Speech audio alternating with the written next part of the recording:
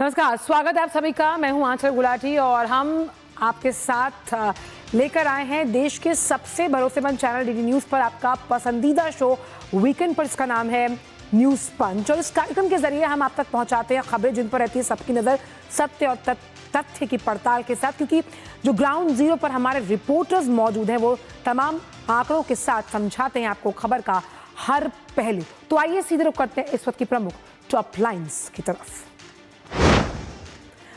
तो आखिरकार शिकंजे में आ ही गया है अनंत सिंह, और उनका शिकंजे में आना किस तरह से अब बिहार की जो सियासत है उससे एक नया मोड़ देगा, क्योंकि विधानसभा चुनाव में अब कुछ ही दिन बाकी है। रुक करते हैं दूसरी टॉप लाइन की तरफ, जब हम बात कर रहे हैं इसरो ने एक और परचम लहराने की तैयारी कर ली है। सबसे भारी सैटेलाइट की उड़ान यानी कि नेविगेशन, खास तौर पर अब नौसेना के लिए ये सैटेलाइट कैसे गेम चेंजर साबित होगा, इस पर डालेंगे हम नजर। और वहीं कैसे जब हम बात करते हैं कैशलेस इकोनॉमी की तरफ बढ़ते हुए भारत के कदम की, तो यूपीआई लगातार ताबड़तोड़ रिकॉर्ड तोड़ रहा है, उस पर भी करेंगे चर्चा। लेकिन सबसे पहले बात करते हैं बिहार की सियासत से जुड़ी हुई, जहां हम बात कर रहे हैं कि बिहार में विधानसभा चुनावों में भी कुछ ही दिन बाकी है, और ऐसे में एक और हत्या और हिल गया बिहार। चुनाव से पहले एक बड़ी गिरफ्तारी हुई है। शिकंजे में है बाहुबली अनंत सिंह, क्योंकि बिहार में अब नो जंगल राज। तो बिहार विधानसभा चुनाव से ठीक पहले मोकामा के बहुचर्चित दुलारचंद यादव हत्याकांड में पटना पुलिस ने बड़ी कार्रवाई की। बाढ़ स्थित करगिल मार्केट में से पुलिस ने बाहुबली नेता और पूर्व विधायक अनंत सिंह की गिरफ्तारी की है। 1980 और 1990 के दशक के बाहुबली दुलारचंद यादव की बीती 30 अक्टूबर को दोपहर मोकामा में हत्या कर दी गई। इसके बाद का जो मोकामा विधानसभा क्षेत्र है वो राष्ट्रीय स्तर पर सुर्खियों में आ गया, और साल 1990 से सिर्फ एक विधानसभा काल ऐसा रहा जहां 5 साल को छोड़कर इस सीट पर हमेशा बाहुबली अनंत सिंह के परिवार का कब्जा रहा है। तो आइए ग्राफिक्स के जरिए समझते हैं कि दुलारचंद यादव हत्याकांड के पीछे आखिर क्या कुछ रहा। तो पुलिस की बड़ी कार्रवाई मानी जा रही है, क्योंकि बाहुबली अनंत सिंह की गिरफ्तारी हुई है, और अनंत सिंह समेत 3 लोग इस वक्त गिरफ्त में है पुलिस की। देर रात मोकामा में ये गिरफ्तारी हुई है। साथ ही साथ कानून के मुताबिक अब आगे की कार्रवाई की जाएगी। अब ये जो पूरा इलाका है, अगर बात की जाए मोकामा की, तो यहाँ पर अच्छा खासा दबदबा है अनंत सिंह का। उन्हें छोटे सरकार कहा जाता है वहाँ पर। और आइए अब आपको दिखाते हैं, क्योंकि इस पूरे हत्याकांड में कानून की तरफ से अब कैसे आगे कार्रवाई की जाएगी। और पुलिस की कार्रवाई को बहुत बड़ा इसलिए माना जा रहा है क्योंकि अनंत सिंह लगातार अपने दबदबे के साथ इस इलाके में रहते हैं। तो आप देख सकते हैं इन तस्वीरों के जरिए कि किस तरह से उनकी गिरफ्तारी को अंजाम दिया गया। यानी बिहार विधानसभा चुनाव से पहले ये जो हत्याकांड हुआ, इसमें अनंत सिंह की गिरफ्तारी हुई है। और इसके साथ ही जो बिहार भाजपा अध्यक्ष दिलीप जायसवाल हैं, उन्होंने ये साफ कर दिया कि बिहार में कानून का राज है और कानून अपना काम कर रहा है। आइए पहले आपको वो सुनवाते हैं, फिर बताएंगे कि आखिरकार ये पूरा मामला है क्या। 30 तारीख को एक दुर्भाग्यपूर्ण घटना हुई थी, जिसमें जो वहाँ पे मोकामा विधानसभा के जो 2 कैंडिडेट थे, उनके वक्त सामने सामने आ गए थे और उनके बीच में पत्थरबाजी घटना हुई थी, जिसमें एक व्यक्ति का शव बरामद हुआ था। इसमें कई कांड दर्ज किए गए थे। जो ये हत्या का मामला आया था, मैं आश्वस्त दिलाता हूँ वहाँ के पटना पूरे जिला के वोटर्स को कि बहुत ही शांतिपूर्ण ढंग से सारी व्यवस्था के साथ इलेक्शन कराया जाएगा। निर्भीक होकर उत्सव के माहौल में आके वो वोट करें। पटना पुलिस प्रशासन उनके साथ में है। किसी का भी मताधिकार का प्रयोग करने से किसी को रोका नहीं जाएगा। गंभीर घटना है, उस गंभीरता से हम लोगों ने लिया है। लगातार 2 दिन रात हम लोग भी कैंप किए हैं। अभी स्थिति बिल्कुल सामान्य है, और क्योंकि इलेक्शन प्रोसेस से भी जुड़ा है, हम लोगों ने इसको पूरा छानबीन किया। इलेक्शन रिलेटेड एंगल को भी हम लोगों ने बहुत ही गंभीरता से और गहराई से देखा। जो भी असामाजिक तत्व इसमें इन्वॉल्व हैं, सबके विरुद्ध लगातार कार्रवाई की जा रही है। कल भी 80 लोगों को गिरफ्तार हुआ, आज मुख्य अभियुक्तों को गिरफ्तार हुआ। आगे भी जो पुलिस कार्रवाई की आवश्यकता है वो पुलिस कर रही है, निष्पक्ष तौर पर कर रही है। हम लोगों की तरफ से चुनाव को प्रभावित करने वाले व्यक्तियों को पहले से चिन्हित किया गया, उनके विरुद्ध कार्रवाई भी हुई है और लगातार और तेज़ी से होगी। सीसीए के तहत भी कार्रवाई हुई है। जो BNSS 126 के तहत भी कार्रवाई हुई है। तो आप सुन रहे थे, ये पटना के डीएम साहब थे और एसएसपी साहब। अब आइए एक बार फिर आपको बताते हैं कि दिलीप जायसवाल ने जिस तरह से साफ तौर पर कहा है कि बिहार में कानून राज और कानून अपना काम कर रहा है। आइए सुनते हैं एक बार। बिहार में कानून का राज है और पुलिस को पूरा अधिकार है कि दूध का दूध, पानी का पानी, जो भी उचित न्याय देना है उसके लिए पुलिस अपना कार्रवाई करने के लिए फ्री रहती है और कानून अपना काम कर रही है। कानून को जो उचित लगेगा फिर उसके बाद न्यायालय है तो माननीय न्यायालय में भी मामला जाएगा और जो हमारा पुलिस विभाग है और जो माननीय न्यायालय है इन सब चीज़ों पर विस्तृत नज़र बनाए रखती है और फिर उचित फैसला लेती है। और इस पूरे मामले पर हमारे साथ पटना से ही हमारे संवाददाता कुमार आलोक जुड़ गए हैं। सीधे उनका रुख करते हैं। कुमार, अनंत सिंह की गिरफ्तारी कितना सख्त संदेश है, क्योंकि विधानसभा चुनाव में अब कुछ ही दिन बाकी रह गए हैं कि चुनाव निष्पक्ष और शांतिपूर्ण तरीके से ही होंगे बिहार में, इसलिए जंगल राज की तो कोई आशंका है ही नहीं। देखिए क्या है कि अनंत सिंह जो है वो जनता दल यू के प्रत्याशी थे और जनता दल यू के प्रत्याशी के होने के नाते एक बाहुबली के रूप में जाने जाते हैं। और जब से अनंत सिंह ने इस बार खाली मोकामा विधानसभा से सीट से अपना पर्चा भरा तो आरजेडी ने भी एक बाहुबली, अगर कहें हम, सूरज भान एक बहुत बड़े बाहुबली गैंगस्टर है, उनको आरजेडी ने खड़ा किया। तब से यह संभावना व्यक्त की जा रही थी कि ये जो दोनों का जो बाहुबली आमने सामने है तो ये लड़ाई यहाँ पर आप कहेंगे वैचारिक ना होकर संघर्ष भी हो सकता है। और उसी का परिणाम आप देखें कि जिस तरीके से अनंत सिंह अपने प्रचार को लेकर अपने प्रचार गाड़ी के साथ अपने समर्थकों के साथ जा रहे थे तो वहाँ से जो दुलारचंद यादव जन स्वराज के कैंडिडेट के साथ वो प्रचार कर रहे थे तो वहाँ ऐसी आशंका जताई जा रही है कि उधर से पत्थर फेंके गए, उसके बाद से फिर इधर से भी पत्थरबाजी हुई और उसी में जैसा कि पुलिस का कहना है कि पोस्टमार्टम रिपोर्ट जो आई है दुलारचंद यादव की तो उसमें पैर पे उनकी गोली लगी और पोस्टमार्टम रिपोर्ट ये भी बताया है कि उनकी गोली लगने से मौत नहीं हुई बल्कि फेफड़ा उनका फट गया था, जो पोस्टमार्टम रिपोर्ट के बाद था। तो ये जो पूरी घटना हुई है तो एक तरह से सनसनी फैली है और जनता दल यू के जो प्रत्याशी हैं उनको गिरफ्तार करने में तनिक भी हिचक नहीं दिखलाई राज्य सरकार ने, एनडीए की सरकार ने, जो हमेशा से कहती रही कि हमारा कानून की सरकार है और हम किसी को नहीं बख्शेंगे। तो आप देखिए कि चुनाव आयोग ने किस तरीके से कड़ा निर्णय लिया, जो अनुमंडल पदाधिकारी थे वहाँ के बाढ़ के उनको स्थान ट्रांसफर किया गया। इसके अलावा बाढ़ वन के डीएसपी के उनको ट्रांसफर किया गया और बाढ़ 2 की जो डीएसपी थे उनको सस्पेंड किया गया। इसी तरीके से पटना ग्रामीण के जो एसपी थे उनका भी ट्रांसफर किया गया। तो काफी कड़ा एक्शन सरकार अपनी ओर से ले रही है और ये जो घटना है आप कहें कि इस घटना ने एक तरह से जो बिहार में जातीय गोलबंदी की बात होती है तो जातीय गोलबंदी को एक सिरे से कुछ दल, कुछ अपोजिशन पार्टीज हैं या कुछ और दल हैं जो इसको जातीय रंग देने की कोशिश कर रहे हैं और इसमें किस पार्टी को फायदा होगा और किस गठबंधन को इसका नुकसान होगा ये तो आने वाले समय में बताएगा। लेकिन इस मर्डर मिस्ट्री ने एक तरह से पूरे बिहार की राजनीति को, जो जातीय उभार वाली राजनीति जो होती है, उसको और उभारने की कोशिश दलों के द्वारा किया जा रहा है। लेकिन कुमार, कहीं ना कहीं अनंत सिंह भी बयान देते हुए नजर आ रहे हैं। उनके कई ऐसे मीम्स हैं जो सोशल मीडिया पर बहुत वायरल हुए और उन्होंने ये कहा कि इस पूरी घटना को साजिश करार दिया और कहा कि ये जो आरजेडी प्रत्याशी हैं सूरज भान सिंह, उनका किया धरा है। तो मैंने आपको कहा कि देखिए सूरज भान सिंह और इनके परिवार के बीच जो अदावत है वो बहुत पुरानी है। इनको छोटे सरकार के नाम से मशहूर है अनंत सिंह अपने एरिया में, मोकामा एरिया में, जो टाल का एरिया बोला जाता है।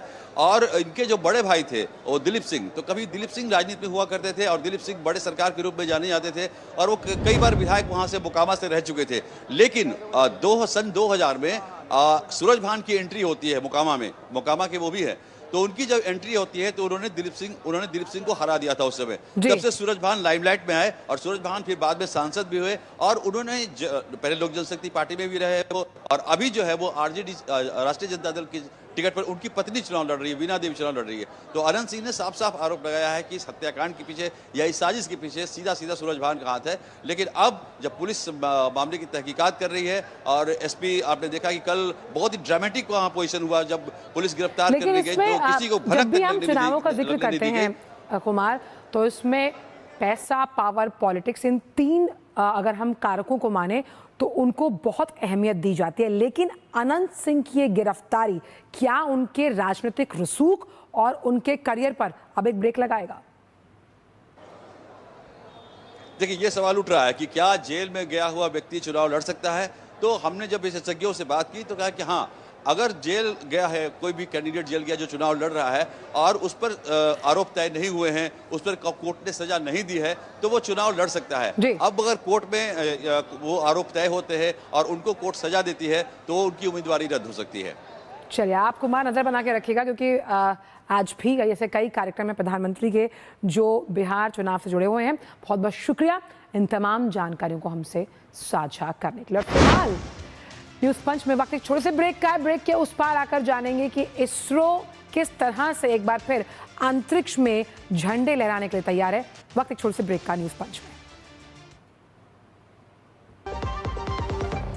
क्या आपको है आकर्षक बचत विकल्पों की तलाश? LIC प्रस्तुत करता है नव जीवन श्री सिंगल प्रीमियम प्लान। एक मुश्त प्रीमियम राशि जमा करें, जीवन बीमा कवर का आनंद उठाएं, परिपक्वता पर गारंटीकृत निश्चित राशि प्राप्त करें, तरलता विकल्प भी उपलब्ध। अभी खरीदें। मौजूदा पॉलिसी धारकों के लिए आकर्षक छूट, नियम और शर्तें लागू। जब धरती चीर कर निकलता है लोहे का पत्थर और मिलता है मोंगिया के जोश से, फिर तपता है, पिघलता है और बनता है फौलाद। अब होता है सरिया सारी खूबियों के साथ। मोंगिया स्टील, मजबूत देश का मजबूत सरिया। और न्यूज पंच में अब बात करते हैं इसरो से जुड़ी हुई, क्योंकि एक और नया कीर्तिमान रचने जा रहा है। बाहुबली, लेकिन कौन? पॉलिटिक्स का नहीं, संचार का। संचार उपग्रह CMS-03 आज लॉन्च होने वाला है। इससे नौसेना की जो कनेक्टिविटी है उसे बढ़ावा मिलेगा। तो भारतीय अंतरिक्ष अनुसंधान संगठन यानी इसरो एक बार फिर से इतिहास रचने की तैयारी है, क्योंकि आज शाम 5:26 पर भारत का सबसे ताकतवर रॉकेट बाहुबली आंध्र प्रदेश के श्रीहरिकोटा से उड़ान भरेगा। और इस बार ये रॉकेट किसी ग्रह या चांद की ओर नहीं, बल्कि भारत की नौसेना के लिए बेहद जरूरी सैटेलाइट लेकर जा रहा है, क्योंकि इसकी ताकत जो है उसका अंदाजा अब आप आगे जो हम आपको ग्राफिक्स दिखाएंगे उससे लगा पाएंगे कि ये नौसेना की जो कनेक्टिविटी है, जो कम्युनिकेशन है, उसके लिए बेहद जरूरी क्यों है। तो एक और कामयाबी की तरफ बढ़ते हुए इसरो के कदम। श्रीहरिकोटा से लॉन्च होना है आज CMS-303। अब ये इतना इंपॉर्टेंट इसलिए है क्योंकि सबसे भारी संचार उपग्रह के रूप में इसे प्रक्षेपित किया जाएगा। सतीश धवन केंद्र से ये लॉन्च होना है। LV-M3 M5 रॉकेट उपग्रह से लॉन्च करने वाला है। और सबसे भारी संचार उपग्रह होने के साथ साथ ये मल्टी बैंड कम्युनिकेशन सैटेलाइट है, यानी कि कम्युनिकेशन के प्रोसेस को और ज्यादा गतिमान बनाएगा ये CMV। और सबसे इंपॉर्टेंट ये कि ये भारी संचार उपग्रह यानी कि 15 मंजिल का ये है और 150 एशियाई हाथों जैसी जो हाथी है उतनी ताकत के साथ ये बनाया गया है। नौसेना की जो युद्धक क्षमता है उसमें विस्तारीकरण के लिए अगर देखा जाए तो इसका बहुत बड़ा रोल होने वाला है और श्रीहरिकोटा से इसे आज लॉन्च किया जाएगा। चलिए, ये तो हमने आपको बताया लबोलुबाब की आखिरकार ये जो सैटेलाइट है ये इसकी खासियत क्या है, लेकिन इससे अब संचार की जो गतिविधियां हैं वो कैसे आसान होंगी। हाई बैंडविड्थ की जो कम्युनिकेशन कवरेज है, आप मोबाइल में कवरेज जैसे देखते हैं 5G 4G, इसकी वजह से अब उस कवरेज में विस्तारीकरण है। अंडमान निकोबार लक्षद्वीप जैसे द्वीप इसमें शामिल है, क्योंकि इसमें अगर जो तमाम नौसेना के युद्धक पोत कमीशन होते हैं तो संचार करना मुश्किल होता है, लेकिन उसमें अब आसानी आएगी। भूगोलिक अवरोध भी अब संचार में बाधा नहीं डालेगा, लेकिन ज्योग्राफिकल कंडीशंस जो है वो अब प्रॉब्लम नहीं बनेगी। समुद्र के रिमोट एरियाज में भी अब संपर्क करना आसान होगा। अब इससे निगरानी, मौसमी जानकारी ये हासिल करना सहायक होगा और ज्यादा शक्तिशाली इसके एम्पलीफायर्स यानी जो आप रिसीविंग एंड पर डिकोड इनकोड करना आसान होगा और एक ट्रस्टेबल कम्युनिकेशन नेटवर्क बनाने में ये बहुत सहायक साबित होगा। तो इस पूरे खबर पर ज्यादा जानकारी के लिए रुख करते हैं हमारे संवाददाता श्रीहरिकोटा से ही जुड़ रहे हैं रितेश रंजन। तो रितेश, आज इसरो अपने एक और इस कीर्तिमान के साथ इतिहास तो रच ही रहा है, लेकिन नौसेना की युद्धक जो क्षमता है उसके विस्तारीकरण के लिए भी आज एक बहुत बड़ा दिन है।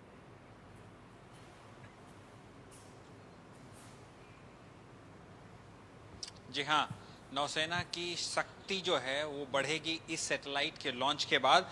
और सबसे बड़ी बात है कि हाल ही में हमने ऑपरेशन सिंदूर देखा है, और ऑपरेशन सिंदूर की वजह जो थी उस जो ऑपरेशन सिंदूर जिस वजह से हुआ था उससे कहीं ना कई खामियां और कई जो कहते हैं कि कमियां हमें नजर आई हमारे तकनीकी क्षेत्र में, और उसे सुदृढ़ करने के लिए ये तैयारी कहा जाता है, ये कहा जा सकता है कि एक कदम है आगे की ओर, क्योंकि एक सिक्योर जो है मैसेज देने के लिए, सिक्योर टेलीकम्युनिकेशन के लिए की बहुत ज़रूरत थी, और इसे पूरा करने के लिए ही इस सैटेलाइट का लॉन्च किया जा रहा है। और सबसे बड़ी बात, इस सैटेलाइट को बाहुबली भी कहा जा रहा है। बाहुबली क्यों? क्योंकि ये सबसे भारी, अब तक का सबसे भारी सैटेलाइट है, कॉमर्शियल व्हीकल होगा, कम्युनिकेशन सैटेलाइट होगा जो सबसे भारी है। इसकी जो वजन है 4000 से ज़्यादा है।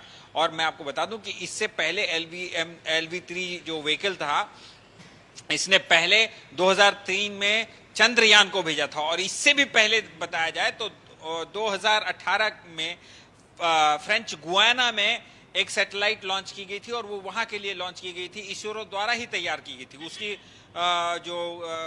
उसकी जो वजन था, उसका जो वजन था वो 5800 कुछ किलोग्राम था। तो ये इंडिजीनियस तरीके से तैयार किया हुआ सारा है तकनीक है, और ये सिर्फ भारत के लिए तैयार किया गया। और अभी सबसे बड़ी चीज ये है कि भारत को कम्युनिकेशन टेक्नोलॉजी की काफी जरूरत है इन सब चीजों में, जिसकी सिक्योर टेक्नोलॉजी हो। तो इसके तहत से ही नेवी के लिए खास तरीके पर इसको तैयार किया गया है, और अन्य नेवी के अलावा अन्य कई चीजों में भी ये हमारे लिए, जैसे मैरीटाइम सर्विसेज होंगे, अपने अरब सागर, हिंद महासागर, बे ऑफ बंगाल, इन सब चीजों में, और भारत की जो जमीनी सीमा है, इन सब के अलावा समुद्री सीमा में भी ये निगरानी रखेगा। बिल्कुल। और साथ ही साथ अगर हम देखें ऐसे रितेश, तो कम्युनिकेशन लेवल को इम्प्रूवमेंट के साथ साथ जब हम उन्नत तकनीक के साथ लैस मानते हैं, उसमें भी एक हीरा जड़ता हुआ ये सैटेलाइट है।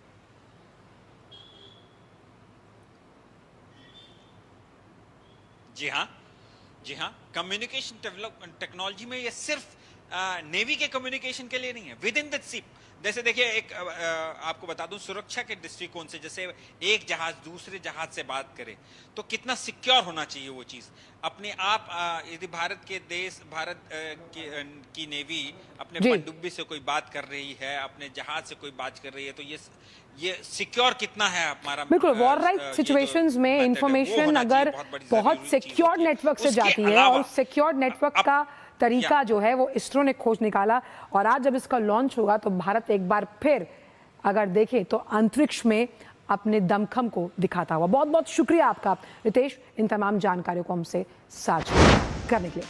वक्त एक ब्रेक का है, लेकिन ब्रेक के उस पार कैसे लगातार यूपीआई रिकॉर्ड पर रिकॉर्ड तोड़ रहा है, उस पर करेंगे चर्चा। जुड़े रहिए न्यूज पंच के साथ।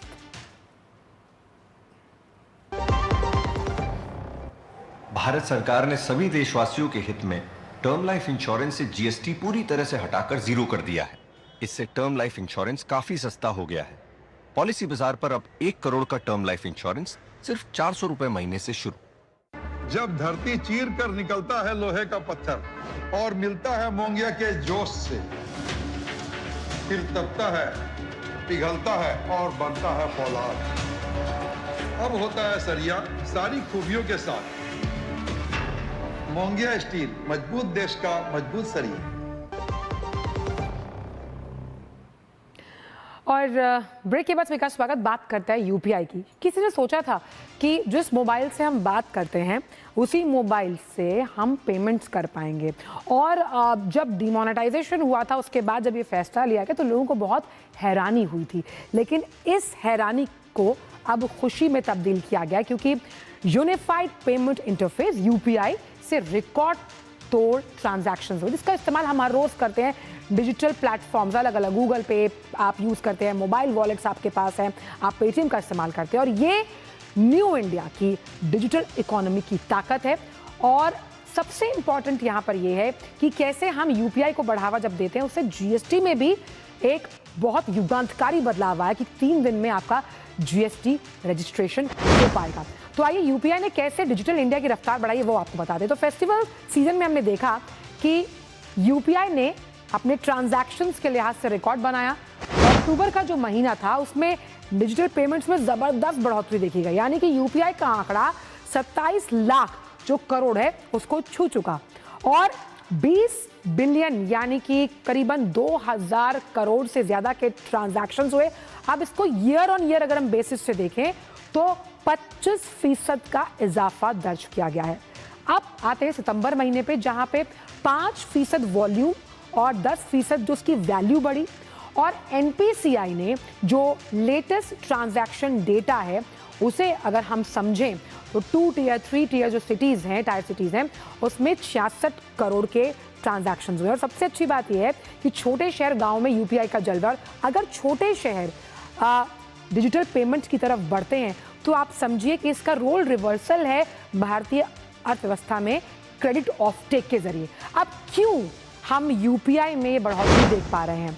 यूपीआई से आप जब जो यूपीआई सिस्टम है उससे रियल टाइम जो फंड ट्रांसफ़र है उसको करना बेहद आसान है। अलग अलग आपको अकाउंट्स की ज़रूरत नहीं है। एक एप्लीकेशन में जो कई बैंक अकाउंट है आप उससे लिंक करते हैं। मोबाइल नंबर या यूपीआई आईडी से पैसा भेजना आज फ्रैक्शन ऑफ सेकंड्स का काम हो गया है। आईएमपीएस मॉडल को भी जिस तरह से डेवलप किया गया और उसे लगातार उन्नत बनाया जा रहा है। और यूपीआई ऐप से आप 24/7 यानी कि वो 9 to 5 अब बैंकिंग नहीं रही है, जिसमें फास्ट, फ्री, भरोसेमंद डिजिटल पेमेंट सॉल्यूशंस आपके पास मौजूद हैं। और अजय मिश्रा इस वक्त फोन लाइन पर हमारे वरिष्ठ संवाददाता जुड़ गए हैं। अजय, सवाल यही कि यूपीआई का ये ताबड़तोड़ रिकॉर्ड तोड़ना भारत के कैशलेस इकोनॉमी की तरफ सकारात्मक सूचक के बढ़ते हुए कदम है। यासिर, ये बहुत सारे रिफॉर्म्स का आप मिला जुला असर देख रहे हैं। जो आपने अभी बताया कि ये अभी तक का यूपीआई के लॉन्च होने के बाद सबसे बेहतरीन मंच रहा है। इसमें सबसे ज्यादा योगदान जीएसटी रिफॉर्म्स का रहा। तो जब आप इस तरह के सिस्टमिक रिफॉर्म्स करते हैं जिसमें आप जो फाइनेंशियल आपका इकोसिस्टम है उसको एक डिजिटल प्लेटफॉर्म के जरिए एक करने का प्रयास करते हैं। तो डिजिटल पब्लिक इंफ्रास्ट्रक्चर जिसको हम बीपीआई कहते हैं, बार बार वो तैयार करते हैं और वो बिल्कुल फ्री होता है, आम लोगों के लिए फ्री होता है, इंडस्ट्री के लिए जिसको यूज करने के लिए। तो ऐसे में जब भरोसा बढ़ता है कि आप बिल्कुल सीमलेस ट्रांजैक्शन कर सकते हैं बिना किसी फेल्योर के, और पूरी दुनिया उसको स्वीकारती है, तो उसका असर दिखाई देता है। उसके बाद आप जीएसटी रिफॉर्म करते हैं और लोगों के लिए चीजों को और आसान बनाते हैं इन टर्म्स ऑफ स्पेंडिंग और कंज्यूमर स्पेंडिंग को बढ़ावा देने के लिए आप टैक्स कलेक्शन में बढ़ोतरी करने के लिए टैक्स के रेट्स में कटौती करते हैं, जीएसटी के दरों को कम करते हैं। उसका असर आपको ट्रांजेक्शन में देखने को मिला है। और ये सफलता की कहानी तो बहुत बड़ी सफलता की कहानी है। पिछले 11 सालों में अगर आप देखें तो फाइनेंशियल इंक्लूजन की दिशा में ये जो बड़े कदम उठाए गए हैं, और ऐसा लगता है कि ये जैसे जैसे और रिफॉर्म्स की गाड़ी आगे बढ़ेगी, ये जो ट्रांजैक्शंस का सिलसिला है या फिर उस पर भरोसा लोगों का बढ़ता ही जाएगा। और इसीलिए जो G20 के शेरपा थे अमिताभ कांत, अजय आपको याद हो, उन्होंने कहा था कि जो चीज़ हम 50 सालों में हासिल करते डीपीआई के जरिए हमने मात्र 1 दशक में हासिल की है। और ऐसे में यूपीआई कई देशों के लिए भी अगर हम देखें उदाहरण स्वरूप वो हमसे इस टेक्नोलॉजी को लेना चाहते हैं। तो बिल्कुल सही बात है।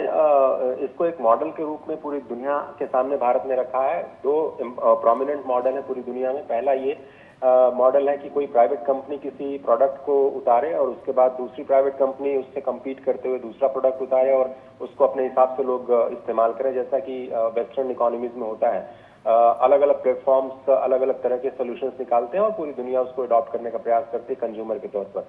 यहाँ सरकार ने पहली बार एक ऐसा मॉडल दिया कि आपने एक पब्लिक प्लेटफॉर्म बनाया और उसको फ्री कर दिया सभी के लिए, सभी स्टेक होल्डर्स के लिए। और उसके बाद उस प्लेटफॉर्म पर बहुत सारे पेमेंट एग्रीगेटर्स आए, कंज्यूमर्स आए, इंडस्ट्री आई, आपके ई कॉमर्स प्लेटफॉर्म्स आए। तो इस तरह के मॉडल को जब दुनिया ने देखा तो ये समझ में आया कि भाई जहां पर जो ग्लोबल साउथ है, जहां पर बहुत ज्यादा कैपिटल नहीं है लगाने के लिए वेस्टर्न देशों की तरह, तो वहां पर आप जी। मेटा और माइक्रोसॉफ्ट और गूगल का मॉडल नहीं चला सकते हैं। ऐसे में विकासशील देश के लिए जिसमें भारत प्रोमिनेंटली लीड कर रहा है, ये बेहतरीन मॉडल रहा और इसीलिए इसकी सक्सेस को जो मेजर बिल्कुल, और बिल्कुल अडॉप्ट करने का बेहतरीन प्रयास मॉडल करें रहा। और बाहर भी इसकी जी। एक्सेप्टेबिलिटी बढ़ रही है। बेहतरीन मॉडल रहा, कॉस्ट इफेक्टिव रहा, इसीलिए आज हम इसे सेलिब्रेट भी कर रहे हैं। बहुत बहुत शुक्रिया अजय इन तमाम जानकारियों को हमसे साझा करने के लिए। तो फिलहाल न्यूज़ पंच में इतना ही। हमारी पूरी टीम को दीजिए इजाजत, लेकिन इसी वादे के साथ कि हम मिलेंगे आपसे 2 बजे कुछ और नए मुद्दों को लेकर। फिलहाल के लिए नमस्कार।